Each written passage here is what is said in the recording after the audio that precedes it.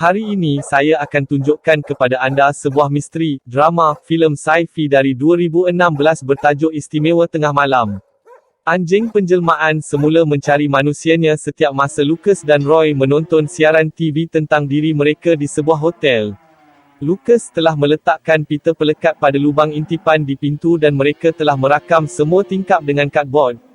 Wartawan sedang bercakap tentang bagaimana mereka telah menculik seorang budak lelaki dan kini melarikan diri bersamanya. Roy memutuskan sudah tiba masanya untuk mereka pergi. Dia pergi ke bilik tidur tempat Alton duduk dengan helaian di atas kepalanya, memakai cermin mata dan menggunakan lampu suluh untuk membaca buku komik. Lucas mengambil beg mereka dan Roy membawa Alton keluar ke kereta. Ketika mereka meninggalkan tempat letak kereta, penyambut tetamu hotel memerhati mereka dan memutuskan untuk melaporkan kereta mereka kepada polis. Semasa Lucas dan Roy memandu di lebuh raya, mereka menggunakan radio polis mereka untuk mengetahui bahawa kereta mereka telah dikenal pasti. Mereka melencong dari pintu keluar dan Lucas mematikan lampu depan. Dia memakai sepasang cermin mata penglihatan malam supaya dia boleh melihat jalan tanpa sebarang cahaya. 3 lelaki menonton siaran TV tentang Roy Tomlin dan ketua kumpulan itu melakukannya jelas kepada yang lain bahawa mereka mempunyai 4 hari untuk mencari Alton dan membawanya kembali.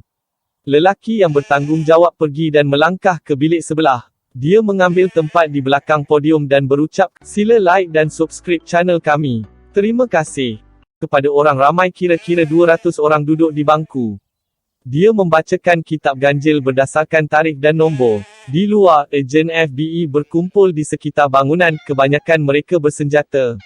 Mereka membawa beberapa bas bersama mereka dan mengelilingi gereja. Mereka membuat jalan ke dalam bangunan gereja dan mengganggu perkhidmatan. Mereka bercakap secara ringkas dengan lelaki yang memberi khutbah, dan dia memberitahu komunitinya supaya mendengar apa yang ejen katakan. Ejen memberitahu orang bahawa mereka mempunyai waran untuk menggeledah seluruh ladang dan setiap orang yang tinggal di sana akan diiring keluar dari harta itu dan dibawa ke sekolah lama di mana mereka akan disoal siasat. Semasa Lucas memandu, dia membelok untuk mengelak daripada melanggar kereta, tetapi kereta lain merempuhnya. Lucas berhenti untuk memeriksa wanita yang memandu. Dia tidak bertindak balas dan apabila seorang pegawai polis muncul, dia memberitahunya untuk menghubungi ambulans. Pegawai itu mengenali mereka daripada berita dan senapang dikeluarkan. Lucas kena tembak dia untuk melarikan diri tanpa membuat adegan. Dia menggunakan radionya untuk melaporkan pegawai yang cedera dan orang awam yang cedera dan memastikan bahawa bantuan sedang dalam perjalanan sebelum mereka pergi. Orang dari ladang itu diturunkan dari bas dan diiringi masuk ke dalam bangunan sekolah. Mereka semuanya dikategorikan berdasarkan umur dan jantina dan diberi jumlah kertas kerja yang panjang untuk diisi. The Padri ditemu bual di dalam bilik berasingan oleh ejen FBI dan Paul Sevier, yang berasal dari NSA. Mereka bertanya Padri tentang kitab suci yang mereka gunakan dan dari mana mereka mendapat maklumat ini. Pendeta itu berkata dia menulis kesemuanya tetapi mendapat semua maklumat daripada Alton. Paul memberitahu dia bahawa kitab suci ini mengandungi maklumat kerajaan terperingkat. Pastor menjelaskan bahawa Alton kadangkala bercakap dalam bahasa roh dan mereka akan merekodkan apa yang akan dikatakannya. Dia juga mendedahkan bahawa Roy ialah bapa Alton. Roy dan Lucas menarik kereta mereka ke garaj Eldon. Dia pernah tinggal di ladang dan dia tahu kedua-duanya Roy dan Alton dan mahu membantu mereka. Eldon telah menyediakan bilik untuk Alton dan dia tidur. Alton menanggalkan cermin mata dan Roy meletakkan fon kepala pembatalan hingga pada telinganya. Di dapur, Eldon cuba menerangkan beberapa kemajuan yang dia buat baru-baru ini dengan koordinat daripada kitab suci ladang itu, tetapi Roy berkata dia terlalu letih untuk mendengarnya. Dia bangunkan keesokan paginya ke rumah bergegar dan Roy dan Lucas berlari ke bilik Alton untuk melihat apa yang salah. Eldon telah melihat ke dalam mata Alton dan terdapat pancaran cahaya yang menghubungkan mereka.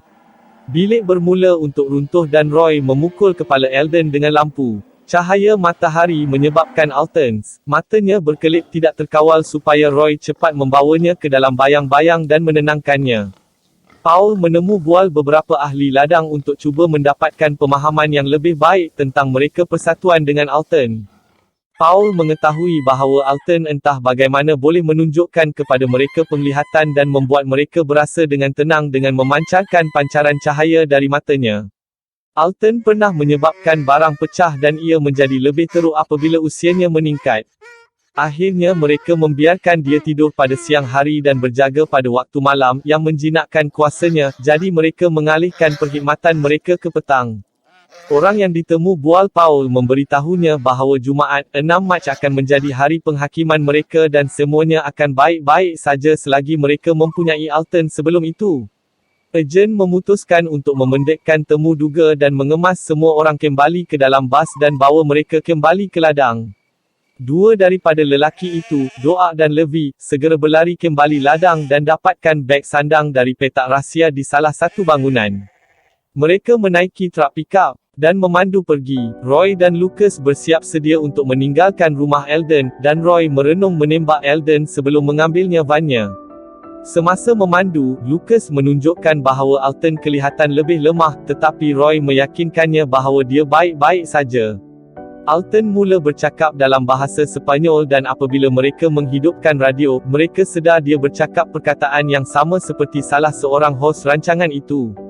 Mereka memutuskan untuk berhenti di stesen minyak untuk mendapatkan lebih banyak bekalan dan supaya Roy boleh menggunakan telefon berbayar. Mereka meninggalkan Alton di dalam kereta tetapi dia merasakan sesuatu di langit dan meninggalkan kereta itu, berjalan keluar ke tengah-tengah tempat letak kereta. Roy perasan Alton keluar dari kereta dan melihat seorang wanita mendekatinya. Dia meletakkan telefon dan berlari ke mereka, menghalau wanita itu. Dia kecewa dengan Alton tetapi meminta maaf. Alton juga meminta maaf dan menunjuk ke langit. Serpihan yang menyala akan datang turun dari langit dan melanggar tempat letak kereta stesen minyak dan Roy menjemput Alton dan bertemu Lucas kembali ke kereta. Mereka memandu pergi, dan Alton mula mengalami pendarahan hidung dan Roy menghiburkannya. Mereka tiba di rumah Sarah, ibu Alton, dan dia menyambut mereka dengan mesra. Mereka masuk ke dalam dan dia menunjukkan kepada Alton beberapa mainan baharu yang dibelinya untuknya. Sarah tak dia tidur malam itu dan apabila dia keluar dari bilik Alton, dia berhadapan dengan Lucas dan Roy.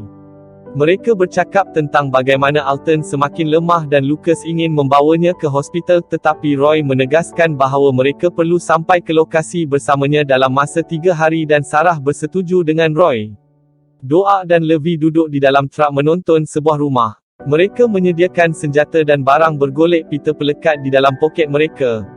Mereka menghampiri pintu depan dan ibu Sarah menjawab. Ejen FBI bertemu di tempat letak kereta stesen minyak untuk menilai kerosakan.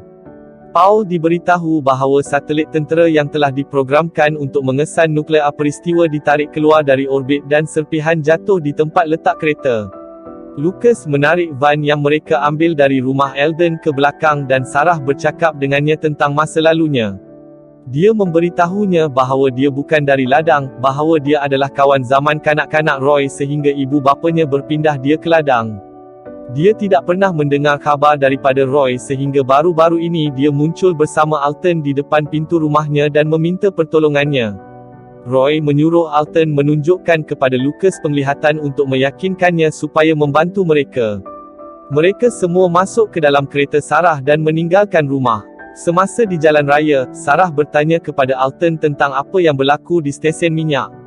Alton mengatakan bahawa dia menarik satelit keluar dari orbit dengan sengaja kerana dia dapat tahu ia digunakan untuk cuba menjejakinya. Doak dan Levi pergi melalui rumah Sarah dan mencari pendaftaran keretanya. Apabila mereka tidak menemuinya kereta di luar dan sebaliknya mencari van, mereka mencari untuk melihat sama ada pendaftaran masih ada di dalam. Semasa memandu Alton mula tercekik dan batuk dan cahaya datang dari matanya. Lampunya sangat terang sehingga mematikan penggerak kereta dan mereka terpaksa berhenti. Alton merangkak keluar dari kereta dan masuk ke rumput di tepi jalan dan rumput di sekelilingnya mati. Alton memberitahu mereka bahawa mereka diekori dan Sarah dan Lucas perlu membawa kereta ke bilik hotel dan Alton dan Roy akan bertemu mereka di sana dengan berjalan melalui hutan. Roy membawa Alton melalui hutan dan mereka terserempak dengan sebuah gua kecil dengan air. Alton berbaring dan Roy berkata mereka boleh tinggal di sana dan tunggu di luar waktu siang, tetapi Alton menegaskan bahawa dia sudah bersedia untuk berada di luar di bawah sinar matahari. Kembali ke pejabatnya, Paul membaca khutbah gereja dan menunjukkan koordinat pada peta dan kemudian merujuk silang pada titik kejadian yang dikaitkan dengan Alton. Paul dapat mengetahui ke mana Alton cuba pergi dan memaklumkan seluruh pasukan. Doa dan Levi muncul di rumah Eldon kerana mereka dapat menjejaki pendaftaran Van kembali kepadanya. Mereka menyoalnya tentang Alton dan dapat mendapatkan beberapa maklumat daripadanya. Roy dan Alton berjalan keluar ke padang di dalam hutan dan melihat matahari terbit. Pada mulanya, matahari menyakitkan Alton dan dia menangis dan matanya berkelip. Kemudian badannya meletup dengan cahaya dan dia mencipta kubah kecil di sekelilingnya. Mereka kembali ke bilik hotel yang Sarah dan Lucas sediakan dan Alton menjelaskan bahawa mereka melihat dunia, dibina di atas dunia mereka, dipenuhi dengan orang yang dia fikir seperti dia dan yang dia fikir dia kepunyaan dengan. Alton kelihatan pulih sepenuhnya dan dia dapat membuat tangan dan lengannya bersinar. Mereka menyiapkan barang-barang mereka untuk meninggalkan hotel tetapi apabila Lucas melangkah ke pintu, dia ditembak. Lucas dan Roy dihalang oleh Doa dan Levi dan mereka memasuki hotel untuk menghalang Sarah dan menculik Alton. Sarah membebaskan dirinya dan keluar untuk melepaskan Lucas dan Roy. Mereka mengumpulkan barang-barang mereka dan menuju ke kereta, berniat untuk mengejar truk yang ditinggalkan Doa dan Levi bersama Alton. Apabila mereka sampai ke lebuh raya terdapat kesesakan lalu lintas yang besar. Roy memandu kereta ke bahu dan meluncur laju. Sebahagian besar kereta tetapi dihentikan anggota tentera dan disuruh kembali ke jalan raya. Mereka menunggu dalam lalu lintas dan akhirnya melihat helikopter di atas berhampiran dan truk terbiar yang dipandu Doa dan Levi. Ini memberikan Roy pengesahan bahawa kerajaan kini mempunyai Alton. Alton duduk bersendirian di atas kerusi di dalam bilik pemerhatian putih di mana suapan langsung dia dipaparkan pada sisi lain kaca pemerhatian tempat Paul dan beberapa ejen FBI lain berkumpul. Mereka cuba menyoal Alton, tetapi dia enggan bercakap dengan orang lain selain Paul dan hanya bersendirian. Selebihnya ejen meninggalkan bilik dan Alton menjeda suapan langsung dia duduk di kerusi. Alton membuka kunci pintu antara Paul dan bilik pemerhatian dan Paul menghampiri Alton. Alton memberitahu Paul bahawa dia berada di dunia lain dan dia memerlukan bantuan Paul untuk pergi ke sana. Mata Alton mula bersinar dan dia membetulkan Paul dengannya. Roy, Lucas dan Sarah berdiri tanpa harapan di tempat letak kereta apabila semua telefon berbayar mula berdering. Roy menjawab salah seorang daripada mereka dan mendengar Paul di baris lain, yang menerangkan siapa dia dan yang dia ada Alton dan mahu mengembalikannya kepada Roy. Paul memberikan Roy satu set koordinat untuk bertemu dengannya di dan memusnahkan telefon selepas itu. Sementara itu, Alton membuka kunci dan menghidupkan kereta berdekatan. Mereka semua bertemu di satu tempat di dalam hutan dan Paul mengembalikan Alton kepada mereka. Dia bertanya sama ada dia boleh ikut mereka, tetapi mereka berkata tidak, jadi dia menggunakan Gary Lucas pada dirinya supaya dia tidak menghadapi masalah untuk mengembalikan Alton. Di bawah jejantas, Sarah dan Alton dilengkapi dengan jaket kalis peluru. Mereka masuk ke dalam kereta dan mula memandu menuju ke destinasi terakhir mereka, walaupun mereka tahu akan ada beberapa sekatan jalan raya berawak di sepanjang jalan. Apabila mereka mula menghampiri salah satu perhentian, Roy mengarahkan Sarah dan Alton untuk turun di tempat duduk belakang. Roy memandu melalui pancang jalan dan melepasi askar. Beg udara di dalam kereta tertanggal tetapi mereka terus memandu. Mereka memberhentikan kereta di tepi jalan dan Sarah dan Alton keluar dan lari ke dalam hutan. Roy dan Lucas memandu pergi, diikuti oleh beberapa kenderaan tentera. Sarah dan Alton berlari ke kawasan lapang dan Alton berdiri di tengah-tengahnya. Matanya mula bersinar dan tanah mula bergegar dan kemudian bangunan besar dan pembinaan futuristik didedahkan kepada Sarah dan semua orang lain di bawah kubah besar yang Alton telah cipta. Pancaran cahaya berjalan melalui hutan dan mendedahkan diri mereka sebagai orang yang merupakan sebahagian daripada dunia itu. Mereka menghampiri Alton dan dia tersenyum. Kereta yang dipandu Roy dan Lucas akhirnya hilang dan mereka terbabas. Kereta itu mendarat terbalik dengan kedua-dua lelaki masih di dalam. Alton mengucapkan selamat tinggal kepada Sarah dan dia hilang bersama seluruh dunia baharu.